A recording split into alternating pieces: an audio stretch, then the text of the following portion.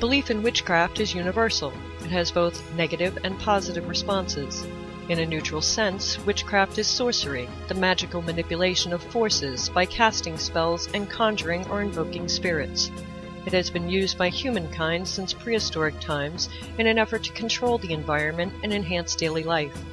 Throughout history, witches have been feared because they were believed to be evil, in consort with the devil, and able to fly through the night on a broomstick and shape-shift into magical creatures. The same women who were sought after, healers, midwives, the wise women and crones, for help were the ones who were also feared for their knowledge. In truth, witches are in tune with nature and with themselves.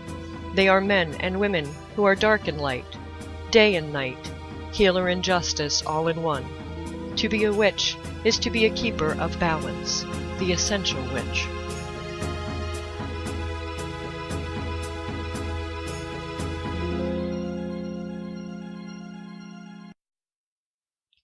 Good evening, everyone, and welcome to The Essential Witch. I am your host, Ravenwings, and last week we were talking about aromatherapy. So it kind of ran over, so we are going to continue on this week with the rest of aromatherapy, and then when I get through all of the information that I had for you guys, I am going to go right into some natural ways to clean your home as well. So we left off with rose. Now, rose for aromatherapy induces love. It's a sexual enhancement. It's for vitality, psychic powers.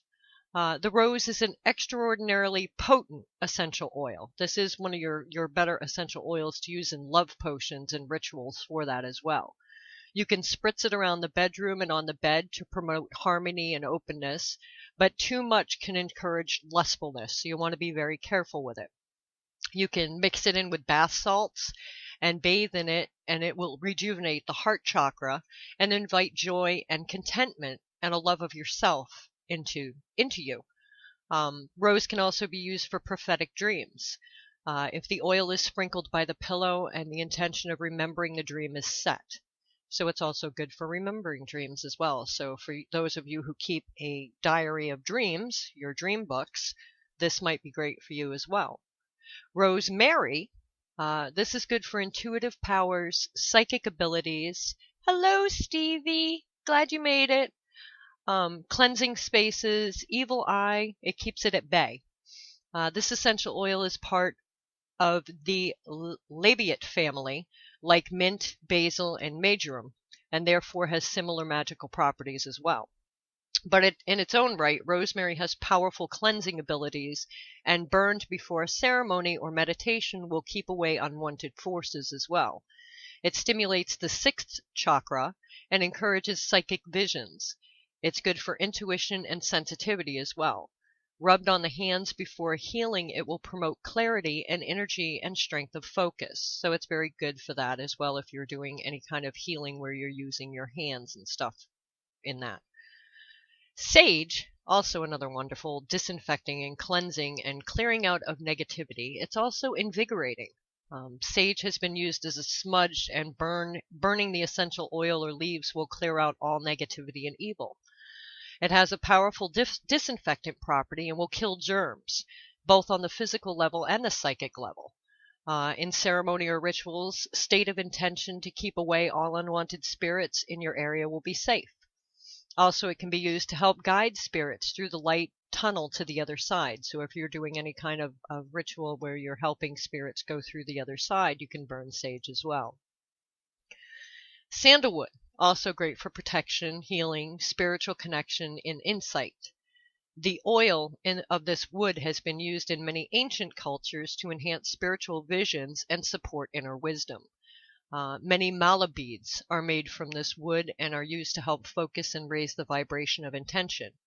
It can be burned for protection in exorcisms and to keep out negativity. It keeps the vital energy flowing and can help manifest your intention of what you're trying to do as well.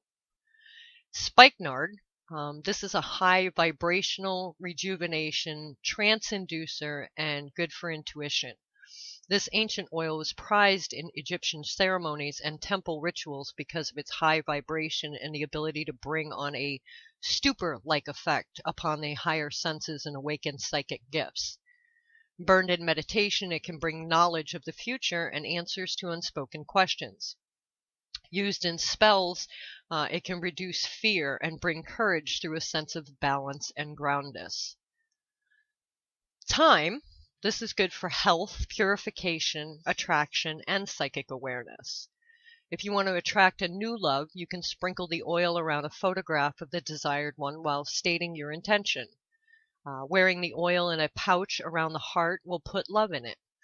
It's also used for purification rituals to cleanse areas and raise the vibrations of ceremonies. And it can help in raising consciousness and bringing in new psychic powers as well. Valerian, this is healing, sedative, and hypnotic. This odoriferous oil is noted for its sedative and sleep-inducing qualities. You can use it in a nighttime ritual to enhance a trance-like sleep or for deep dreamlike states. This oil is also wonderful for bringing on soporific release. Its hypnotic stupor induces a feeling that reduces an active brain and therefore alleviates stress, fear, tension, and upset. So for someone who is highly stressed out all the time, this might be an oil you would try to use. Lang Lang is good for connection, tranquility, love, and joy. This essential oil can assist in love potions and love spells by attracting a lover or opening the heart for self-love.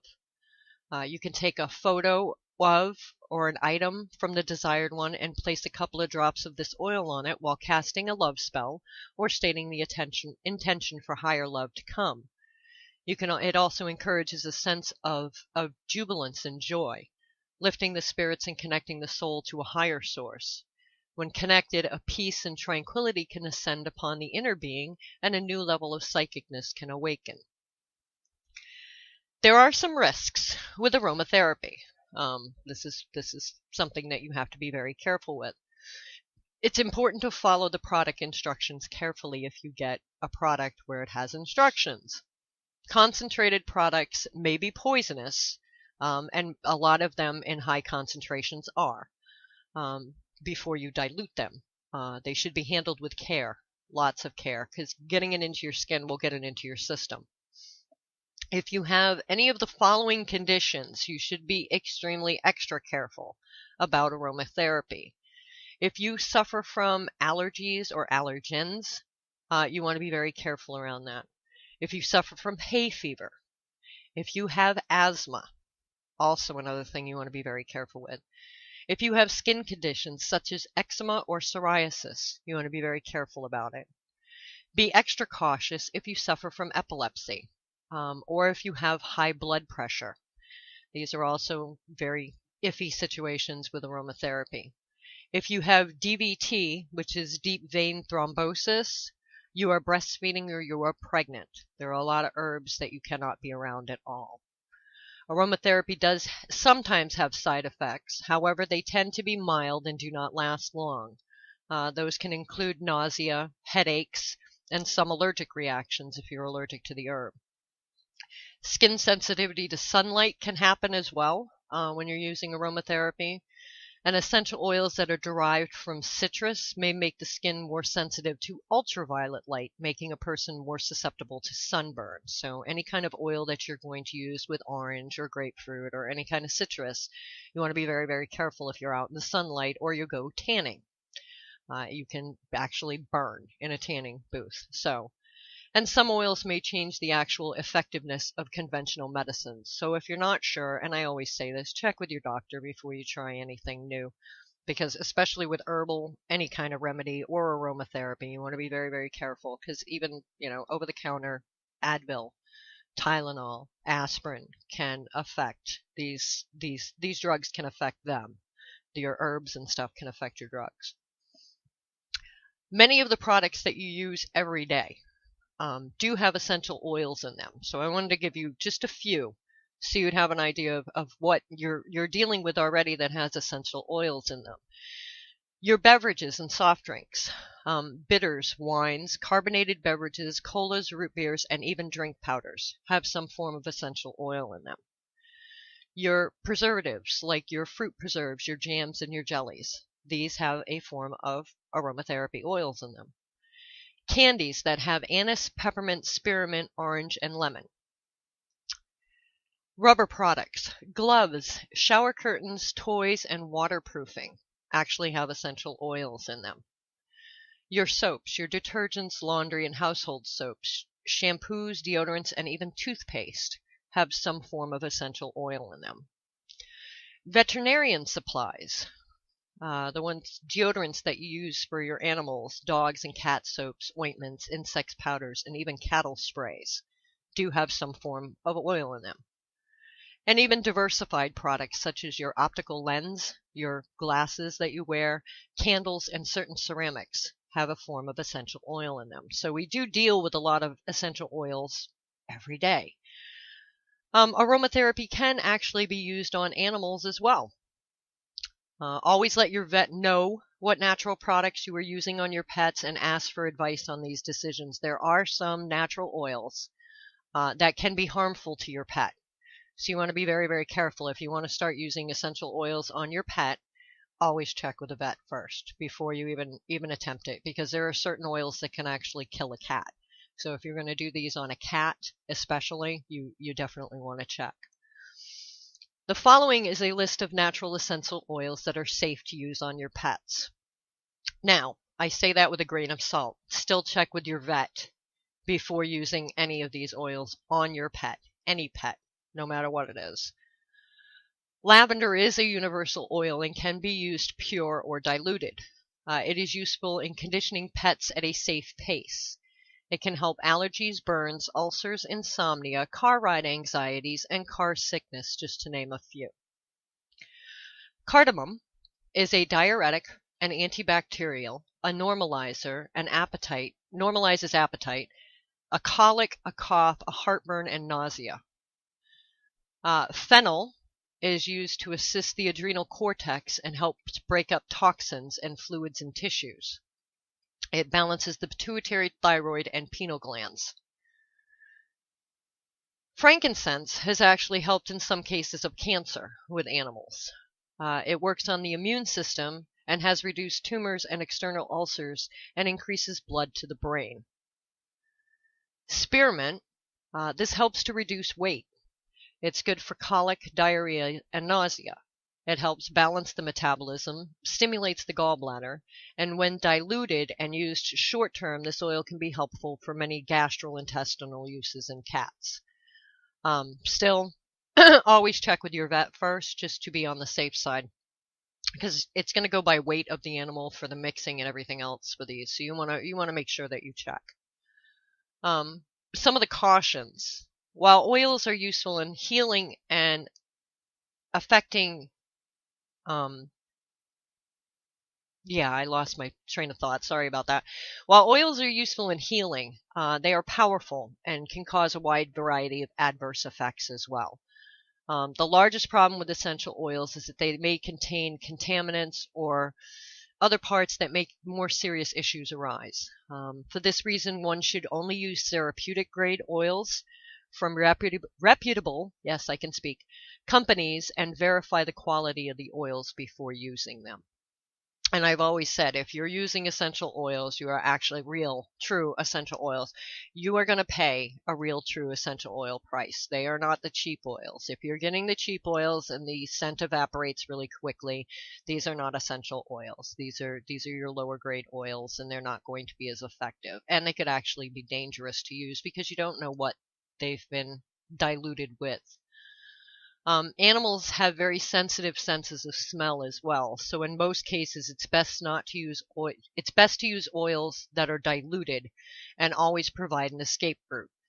If a pet does not like an oil, do not enforce its use. So if you've decided that lavender is a good thing for your pet and your vet has decided that, yep, it'll be great, and your pet says, nope, I don't like it, don't force it on the pet. Cats are particularly at risk for oil reactions, and in most cases, you use the oils very sparingly on cats. 1 drop of essential oil diluted in 50 drops of a pure dilution oil, such as grapeseed oil, is usually a good sufficient dilution, but they have to be really, really diluted for cats. And since animals metabolize and react differently to essential oils, it's important to know about specific species and differences before using the oil. One problem involves people overusing oils. A person discovers an essential oil and begins diffusing these oils in their homes, leading to an unintentional overdose on their pets. So you have to be careful when you're actually using these for yourself as well, if you do have pets around. Lavender oil is highly useful, but it contains no antioxidant compounds and can therefore oxidize as it's stored. These oxidized alcohols can aggravate patients and lead to developments of allergic responses. So lavender for your pet in too much of a use, or even if you're using it for you and diffusing it in the air, can actually cause problems for your pet. Some essential oils can actually cause liver and kidney toxicity in sensitive specific species. Cats use a different system in their liver to detoxify and are particularly sensitive to the essential oils that contain polyphenolic, I think is how you pronounce it, compounds. These are so-called hot oils like your cinnamon, your oregano, your cloves, your wintergreen, thyme, and birch, which these oils should be avoided with cats altogether. You don't want to put those oils around cats altogether. Cats should not receive any melancholia oil and never put essential oils into the ear canal. That can actually damage the cat's eardrums and the nerves in their ears. Care is really needed around the eyes as well, and you want to always wash your hands after handling the oils to prevent accidentally getting them into your eyes or your pet's eyes. To reduce the chances of sensitivity and organ toxicity, you generally use an oil for no more than 2 weeks and then provide a rest period.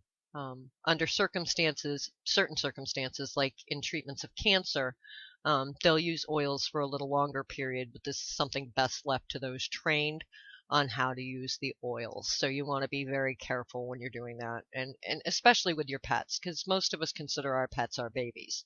These are our children, and we don't want to do anything to hurt our children. Used properly, essential oils can benefit people and our pets. So you just have to make sure that you're working with someone who actually knows what they're doing too. You don't want to just go to somebody and, oh yeah, that sounds about right. If they don't have an actual, yep, this is how you do it and this is how it should be done, and yes, this will be fine, then don't do it. If you're ever in doubt with anything, don't do it. Don't do it. Just err on the side of caution. For ear mites in dogs and cats, there is a natural way to get rid of ear mites. This is mostly used for dogs, but it can work for cats as well. You want to first clean your dog's ears to get rid of any wax and debris so that the mites have nowhere to hide. Once they're clean, you use an eyedropper to apply a couple of drops of mineral oil inside each ear and massage it down to the base of the ear. Then you want to soak a cotton ball in the mineral oil and thoroughly wipe the insides of your dog's ears or your cat's ears. And finally give both ears a good massage to make sure the mineral oil is distributed throughout the ear. You want to repeat that treatment in both ears twice a week for a month. This will be long enough to kill off existing mites and prevent new generations from forming. You definitely want to make sure that this is mineral oil that you are using and no other forms of oil such as olive oil or vegetable oil. Only mineral oil is heavy enough to effectively smother the mites without feeding them additional nutrients. Vegetable oil and olive oil, actually, you're just feeding them. You're giving them something more to eat. Many of your over-the-counter ear treatments are made to treat a variety of ear problems, so they're not as effective to eliminate ear mites. That's because they contain some other form of oil other than mineral oil. And those oils just feed the mites with nutrients and don't smother them. It's what you're trying to do is actually smother them so that they're not, able to attach and, breed and create more ear mites. Remember, using pure mineral oil on its own is the best effective treatment against ear mites in dogs and cats. Not olive oil, not vegetable oil, and not oils mixed with some other nutrient-rich ingredient, because then you're just feeding them. Another remedy good for cats and dogs with ear mites is white vinegar. The acid content of white vinegar helps get rid of the debris in the ear canal and also kills the mites that are present in the ear. You need to first dilute the vinegar by adding water and then gently pour the solution into the ear. You must not use this treatment for pets with open wounds, however. And if anybody's had a cat, you're going to have an easier time doing this with a dog than you are a cat. Try pouring anything down a cat's ear. Hopefully this cat is declawed and isn't going to rip you apart. So I found with the vinegar with my cat, I put it on a cotton ball and clean her ears that way. But I make sure that she's got no open cuts because it will burn and sting and they will not be happy. Very not happy with you. Another treatment is sulfur. The ear mites cause severe irritation in the ears, and to relieve the pet of this irritation, you can use a natural treatment of sulfur. This is a treatment you want to get actually from a doctor, though, because it's not like you're dumping sulfur down the cat's ear. Sulfur can be very toxic, so you want to get this type of treatment directly from a veterinarian. Frequent applications of shampoo. Sometimes the ear mites can also travel out of the ear and other parts of the body like the head, So frequent shampooing will help in controlling the spread of ear mites as well. They don't just stay in the ears. If you've managed to get them out of the ears and they're still alive, they're going to find someplace else to sit. You can also use extract of yellow dock as a final rinse after shampoo, but always check with your veterinarian first. Boric acid. This is another one. Boric acid is very commonly used as a treatment for ear mites. You can use a solution of this acid to wash and clean your pet's ears. Boric acid has antiseptic properties, so it is very commonly used for curing infections of the ears, and is an effective homemade remedy, which also helps in restoring the natural health of the infected skin. To prevent ear mite infection in your pets, you must go for routine cleaning at least once a month. This will inhibit the presence and growth of ear mites. If you own more than one pet, then you might want to schedule the infected pets so that the infection does not spread to the other pets. But again, your best bet is keep them clean. If you've got pets and you've noticed that they're scratching at their ears a lot, the best way to start is to keep them clean. Get them all cleaned up. Use the vinegar as long as there's no open wounds. Use the vinegar in there, clean them all up, and the mineral oil. The mineral oil will absolutely smother them, and you'll get rid of them much quicker that way. But that is the first part of our show, and that is the end of aromatherapy. We're going to come back after this commercial break, and we're going to talk about some ways to clean your home naturally. So stay tuned. We will be right back.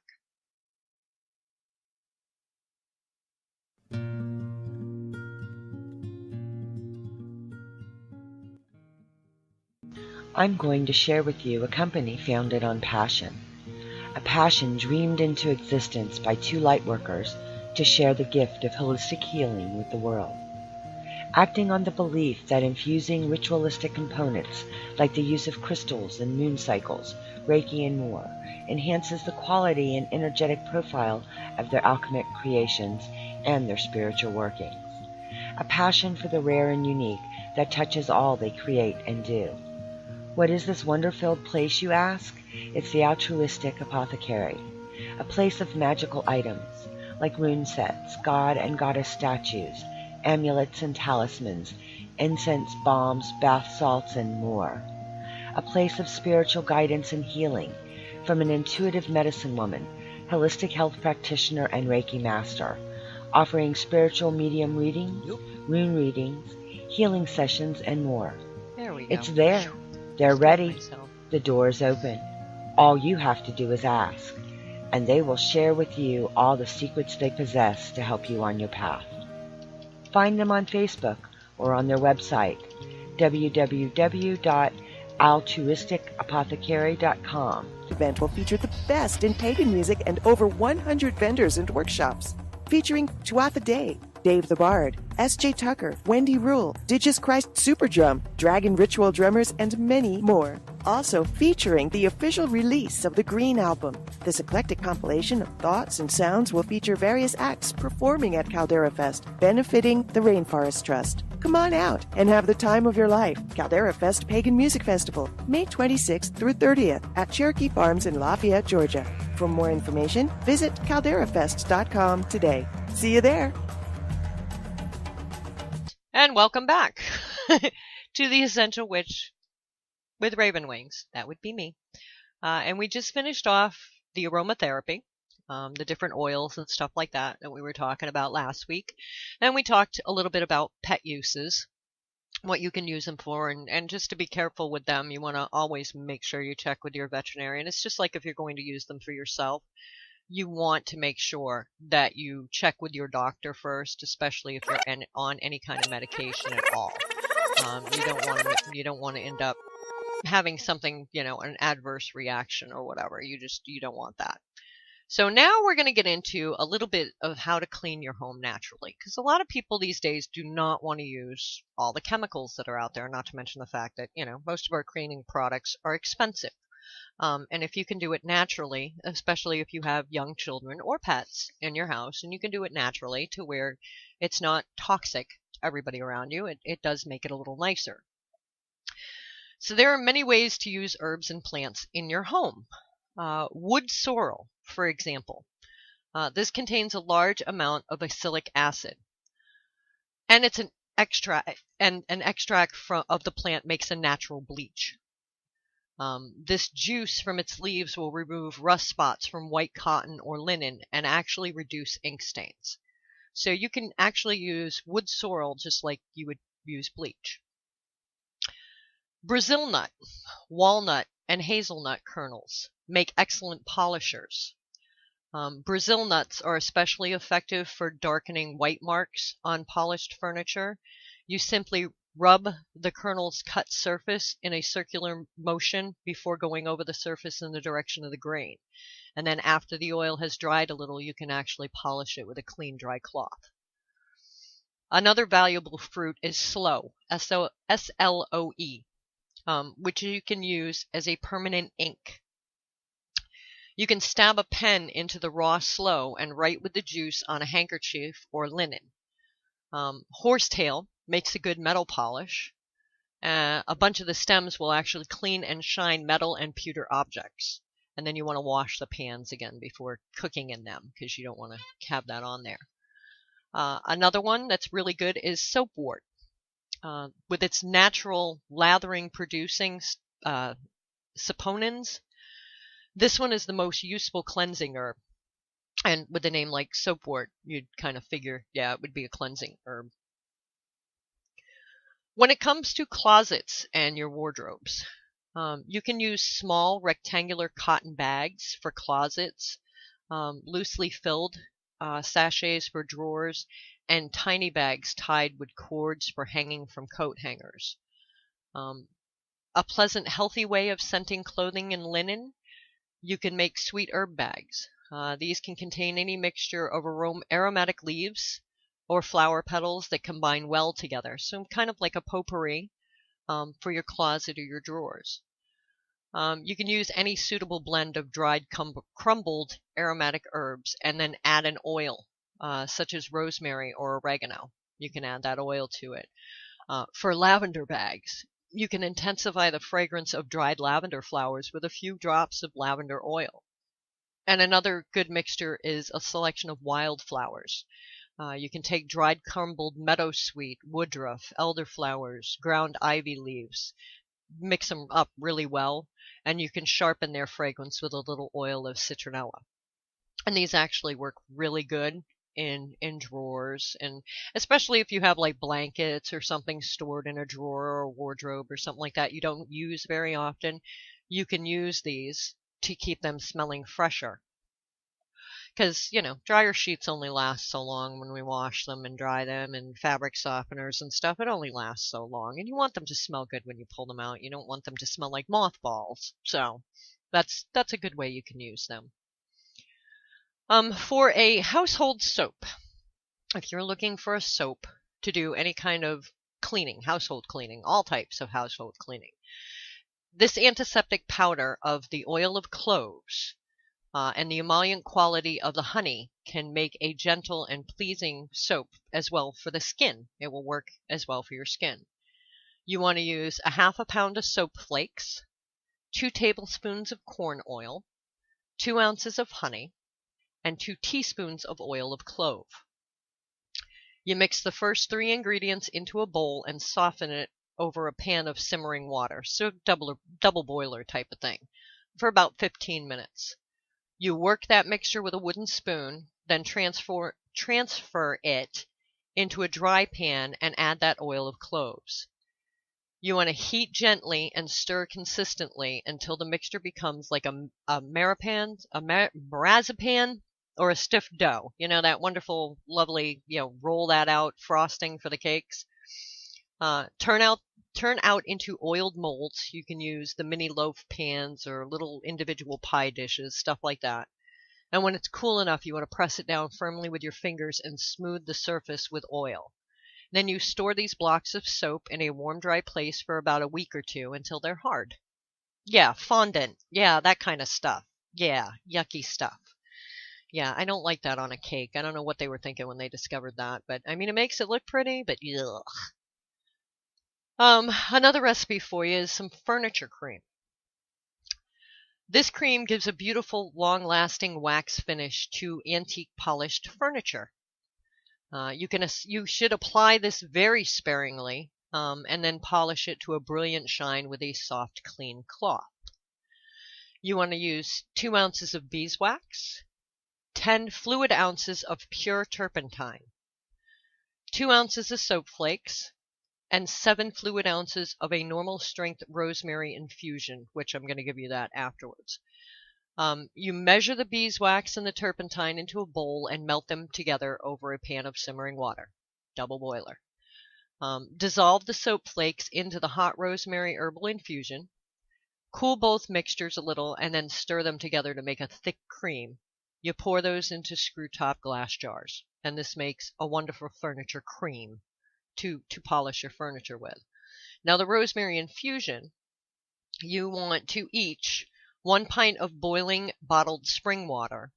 You add 1 ounce of dried rosemary or 3 handfuls of fresh rosemary. To make it, you pour boiled water over the rosemary and cover it.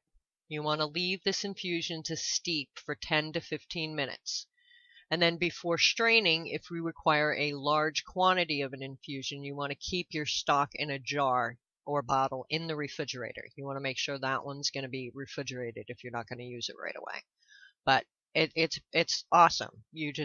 Very small amount is all you need on your furniture, and just massage it in. It's almost like a lotion for your furniture. Massage it in and then buff it with a cloth. It's like waxing a car. Massage it in, buff it out to a shine, and it makes natural wood look beautiful. I mean, you're talking like the old antique wood and stuff. It actually makes the wood shine. Another good cleaner is a floor polish. This is useful for wood block and oak floors. Its durable and protective wax polish gives you a beautiful shine.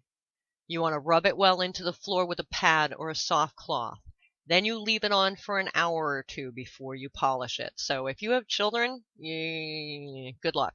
But if you've got them gone for the weekend and you can actually spend some time working on your wood floor, this will work great for you. 2 ounces of beeswax, 5 fluid ounces of pure turpentine, 2 tablespoons of raw linseed oil, and 2 teaspoons of cedar oil. You melt those. Kids got to go to school sometime. Yes, they do.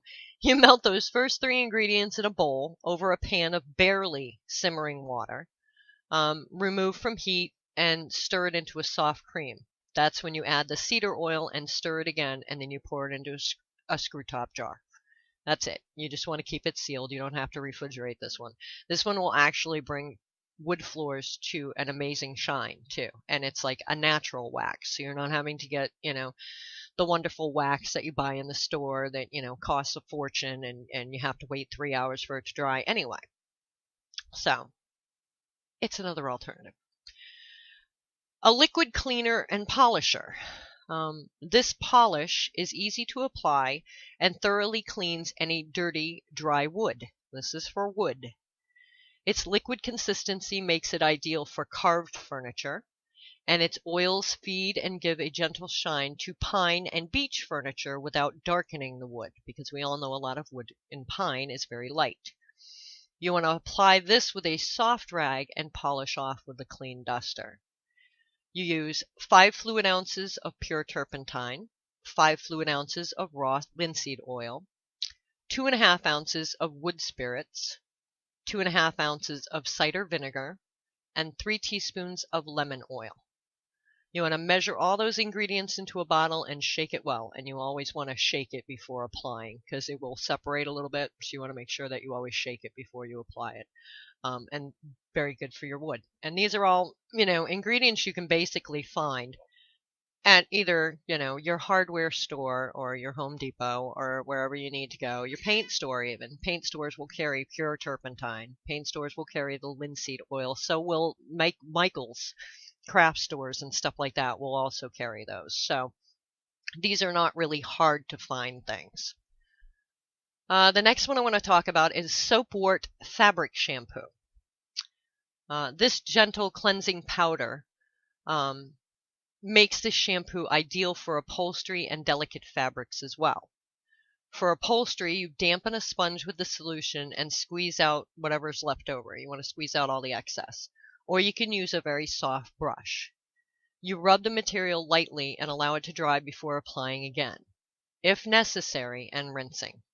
For delicate fabrics, you can soak in cool water, wash gently in a cool soapwort shampoo, and then rinse in cool water. You want to test it on a hidden piece of fabric first to make sure that it, doesn't have any issues with it changing color. For this, you use a 1/2 ounce of dried soapwort root or 2 large handfuls of the fresh stems to 1.5 pints of water. You want to crush the root with a rolling pin or chop up the fresh stems into shorter lengths. If you're using dried soapwort, you want to make sure that it's, prepare it and soak it overnight. Put the soapwort in an enamel pan with the water. Bring it to a boil, cool it, and then simmer it for 20 minutes. Cover it and simmer it for 20 minutes. You want to stir it occasionally and then allow it to stand until cool. Strain it through a fine strainer and you're done. That is your shampoo right there for your fabric. I mean, these are not really hard, difficult things to make, and as long as you can, have water and can get these herbs, they work out really well. We are going to take our last commercial break, and when I come back, I'm going to start talking about some of the natural insect repellents that you can use as well. So don't go anywhere. Stay tuned. We will be right back.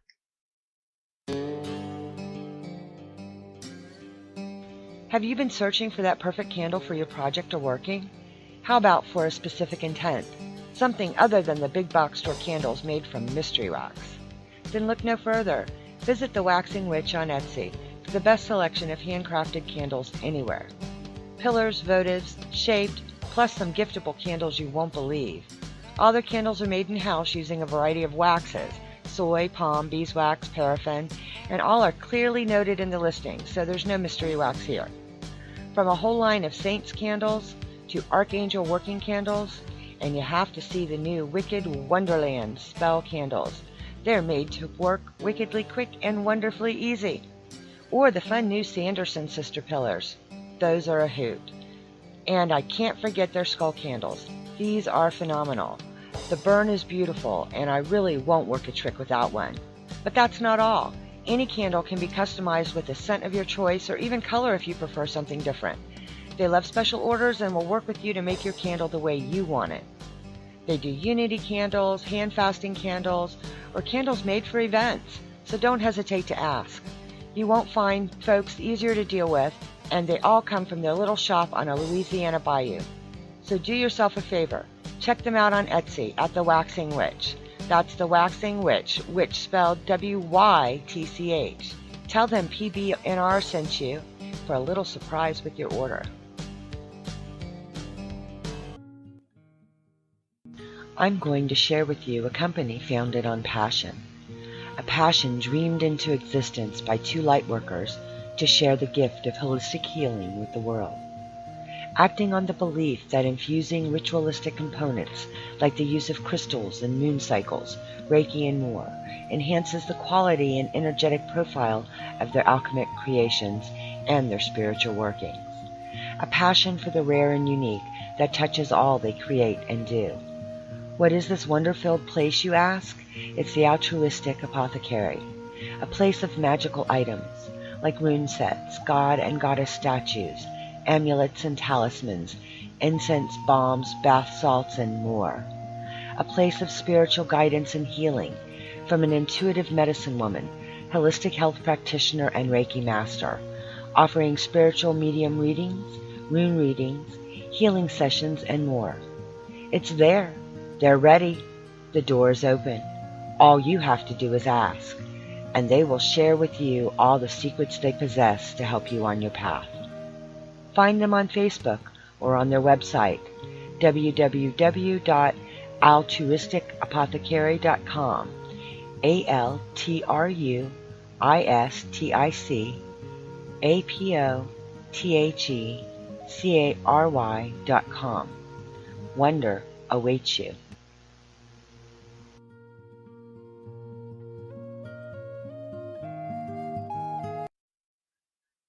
And welcome back to The Essential Witch. I am your host, Raven Wings.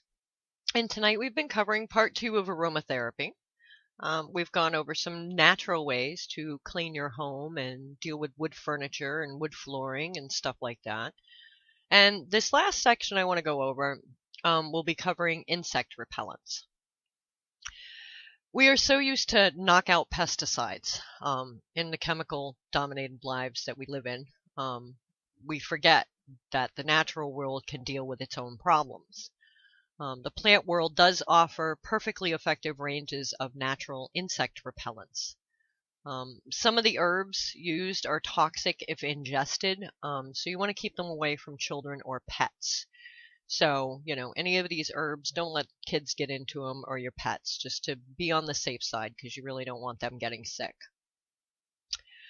Now, repellent or pesticide. Insect repellent herbs vary considerably in their strength.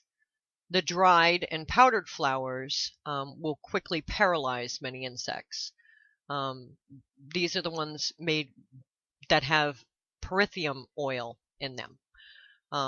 You want to be very careful working with any of these type because prolonged contact with the skin may cause actual skin problems as well. Fly repellent. One way of deterring at least some of the flies is to hang a bunch of insect repellent herbs in your home. Or you could put them in vases, filled with these aromatic, pungently scented herbs in the windowsills. In the summer, collect eau de cologne mint, pennyroyal, rosemary, rue, southernwood, thyme, or tansy to hang up or stand up in a vase or a jar. These are fly repellents. Flies do not like them. If you have ants in your house, and a lot of people, especially up north, we have this issue with ants getting into houses. I don't know what it is.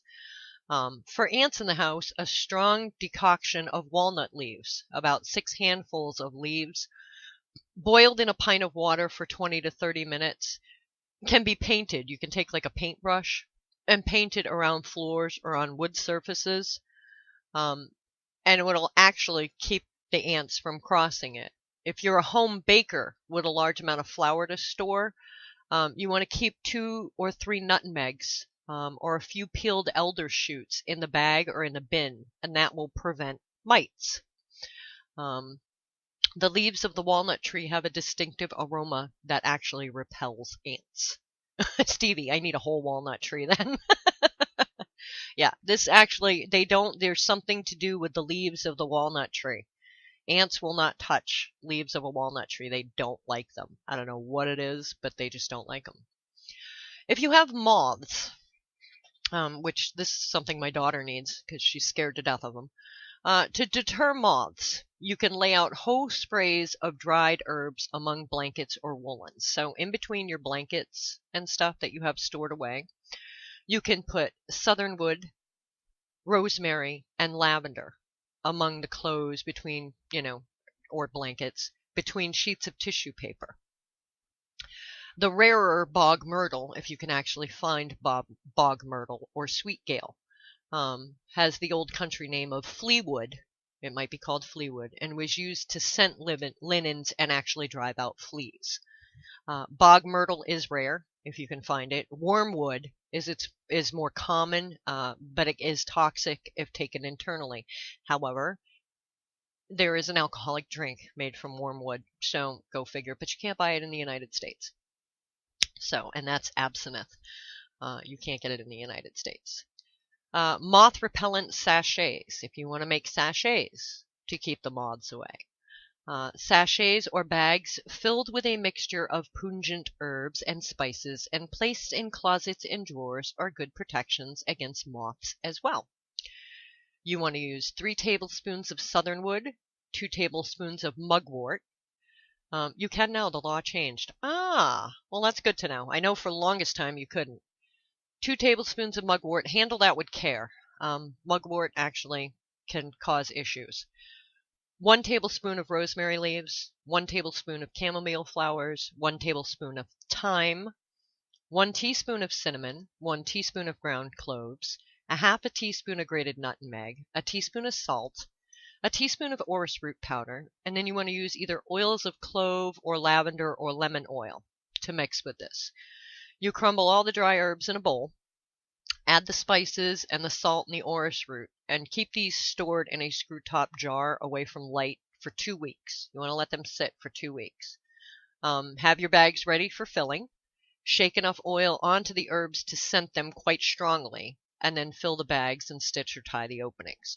These can be left in drawers or in closets or cabinets or whatever you need to keep the moths out. If you're looking for an outdoor insect repellent, because, a lot of us spend time outside, and the weather's getting nicer, people want to be outside, but they don't want to deal with all the mosquitoes and stuff that are out there. To prevent the evening onslaught of mosquitoes in summer, you can rub a handful of fresh elder leaves on your arms, legs, and neck, providing you're not allergic. This is effective for about 20 minutes. It will actually keep them off you for about 20 minutes, but then you got to do it again. Alternatively, you can use strong infusions of chamomile or elder leaves that are used to dab on the skin to prevent insect bites. You can carry a small bottle in your pocket for frequent applications, and you can even wear elder leaves or lavender in your hair to repel insects. Oil of lavender and citronella are both lovely scents to wear outdoors on the hair or skin, and they effectively keep off mosquitoes. So not only could you look and smell pretty, but you can keep the bugs off of you at the same time. I mean, what more could you ask for? While we have a few more minutes, okay, 1912 relapse in the skin legal. Oh, very good to know. Sorry, Robert is in the chat room telling me that you actually can buy absinthe now. It is now legal since 2007. Nice. That's good to know. Some other natural things. A flea collar for your pet, if you want to keep the fleas off of your pet. A great way to ward off fleas without having to reapply something topically, and it keeps the flea control constant and steady.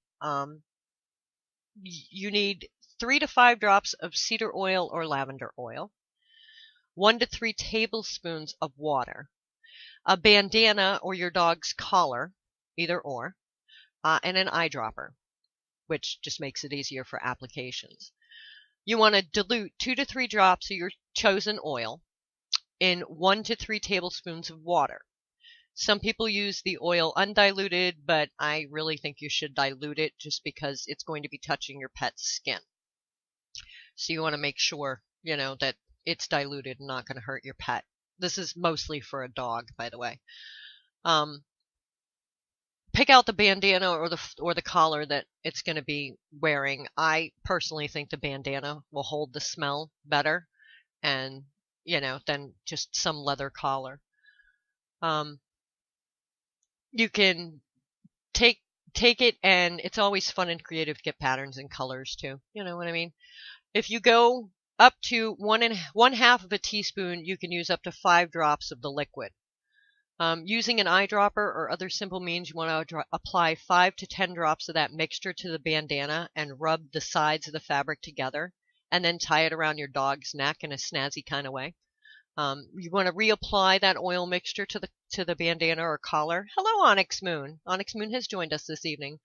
You want to reapply that oil mixture to the collar or bandana once a week. In conjunction with this, you can use 1 to 2 drops of oil diluted with at least 1 tablespoon of olive oil to be used as the base on the dog's tail. So it'll keep the fleas off their neck and their tail, which seems to be the most place that they want to go. Another good flea deterring thing is a drink that can be used alongside any of these other remedies. You need 1 teaspoon of white distilled vinegar or apple cider vinegar. For every 40 pounds of dog, so you weigh your dog, you know how much he weighs. Let's say he's a 40-pound dog because we're going to make this easy. You add 1 teaspoon of white distilled vinegar or apple cider vinegar to 1 quart of their drinking water. It deters fleas, and it actually improves the skin and coat condition from the inside out. So that's not only good for keeping fleas off of the pet, but it's also good for their coats and their skin as well. A flea comb.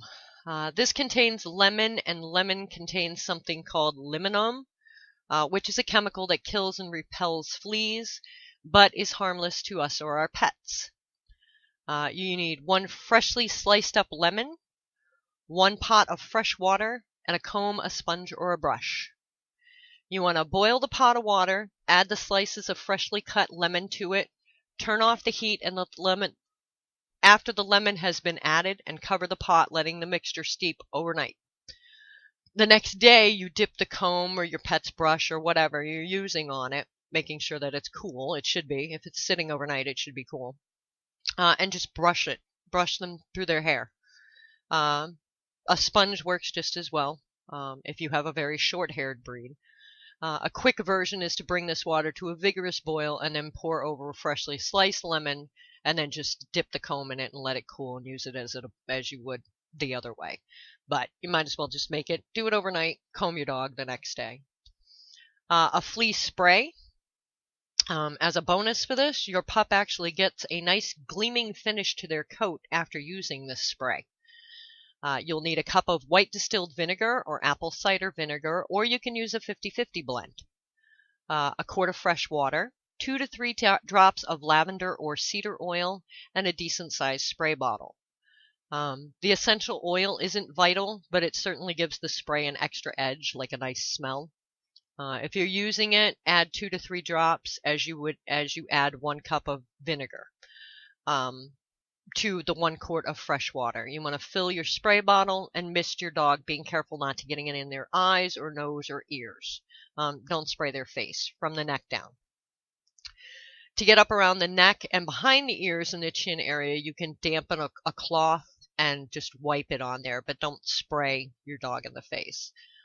Spraying your pet's bedding and around it with that mixture lightly as well will also help as a flea deterrent.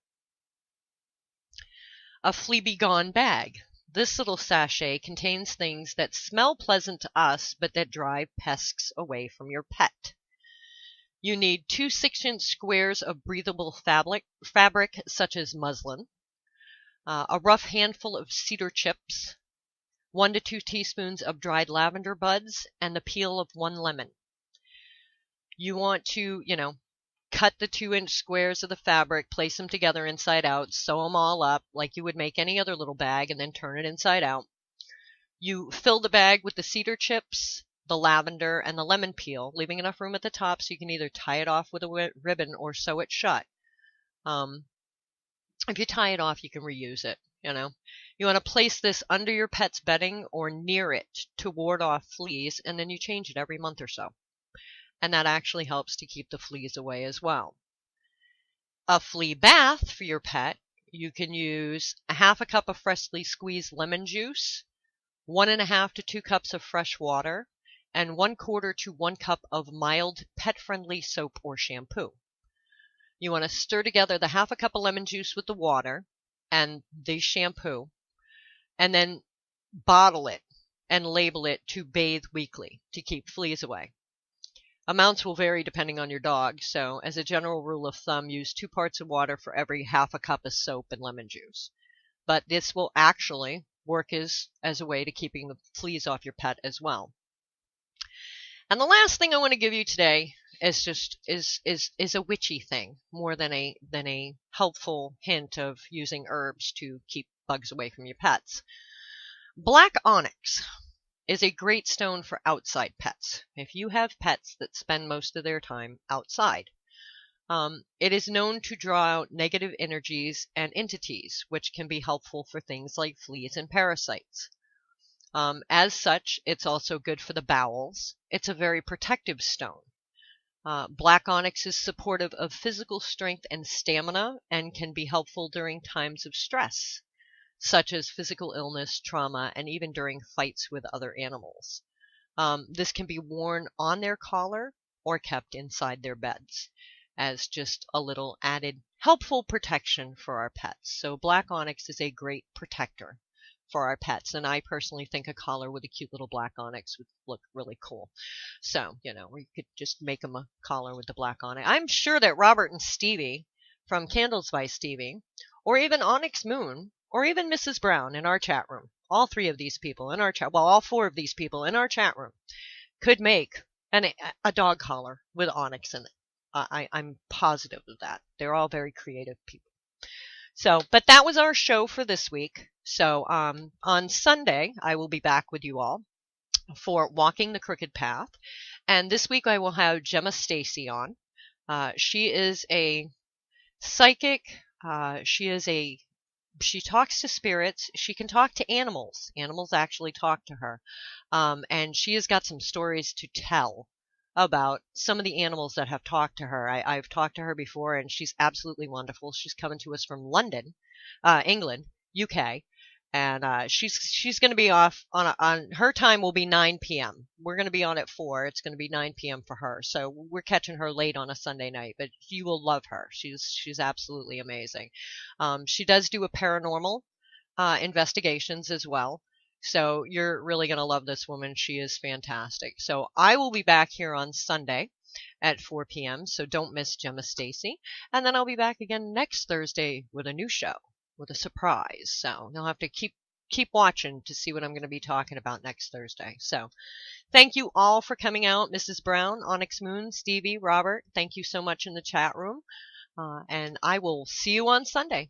Have a good night.